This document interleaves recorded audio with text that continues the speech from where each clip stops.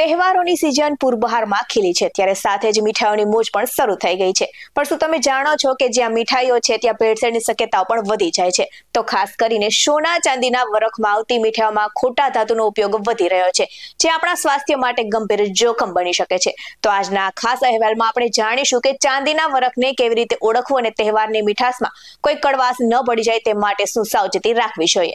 નમસ્કાર દર્શક મિત્રો, BS9 TV ન્યૂઝમાં આપની સાથે હું છું નેહા પટેલ। તહેવારોની મોસમ દરમિયાન આપણે ઘણીવાર મીઠાઈઓમાં ભેળસેળના અહેવાલો સાંભળતા હોઈએ છીએ, જેમાં સૂકા ફળોથી લઈને નબળી ગુણવત્તાવાળા ચાંદીના વરખનો પણ સમાવેશ થાય છે। તો આનાથી સ્વાસ્થ્ય પર પ્રતિકૂળ અસર થઈ શકે છે, જેથી મીઠાઈઓ પર અસલી ચાંદીના વરખને કેવી રીતે ઓળખવું તે જાણવું ખૂબ જ મહત્વપૂર્ણ છે। તો કાજુ બરફી સહિતની ઘણી મીઠાઈઓ પર ચાંદીના વરખનો ઉપયોગ થાય છે। જો તમે માવાની જેમ પણ બજારમાં નકલી અને ભેળસેળયુક્ત ચાંદીના વરખ પણ જોવા મળે છે, તો સ્વાસ્થ્ય માટે તે ખૂબ જ હાનિકારક સાબિત થઈ શકે છે। તો વાસ્તવિક ચાંદીના વરખ ખૂબ જ પાતળો અને ચમકદાર હોય છે અને તે એટલો પાતળો બનાવવામાં આવે છે કે હવામાં સરળતાથી ઉડી શકે છે, જ્યારે નકલી વરખ ઘણીવાર એલ્યુમિનિયમ જેવી ધાતુઓ સાથે મિશ્રિત કરવામાં આવે છે ને જે વધારે ચમકદાર બને છે।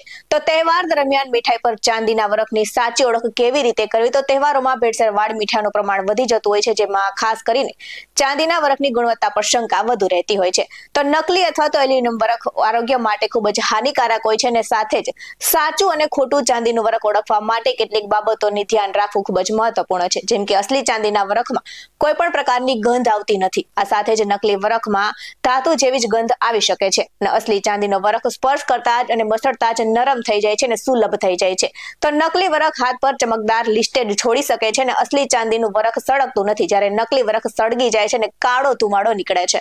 તો આ સાથે જ ચાંદીનો વરખ ખૂબ જ પાતળો હોય છે અને સરળતાથી ઉડી શકે છે, ત્યારે નકલી વરખ સામાન્ય રીતે ભારે લાગે છે અને ખરીદતી વખતે ચકાસણી કરી લો કે વપરાયેલ ચાંદીનો વરખ ફૂડ ગ્રેડ છે કે નહીં અને પ્રમાણિત વરખની પેકિંગ પર BIS પ્રમાણપત્ર પણ હોઈ શકે છે। તો તહેવારોમાં ભેળસેળથી બચવા માટે FSSAI દ્વારા પ્રમાણિત દુકાનોમાંથી જ મીઠાઈ ખરીદવી જોઈએ, કેમ કે પ્રતિષ્ઠિત બ્રાન્ડમાં મોટે ભાગે અસલી ચાંદીનો વરખ ઉપયોગ થાય છે અને આ સાથે જ માહિતી પેકેજિંગ પર પણ લખેલી હોય છે।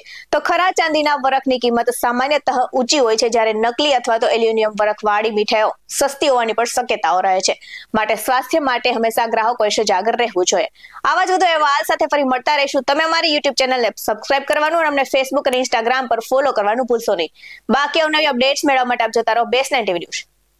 અહીં આપવામાં આવેલી જાણકારી વિવિધ નિષ્ણાતોના જણાવ્યા પર આધારિત છે। BS9 TV ન્યૂઝ કોઈ પુષ્ટિ નથી કરતું। નમસ્કાર।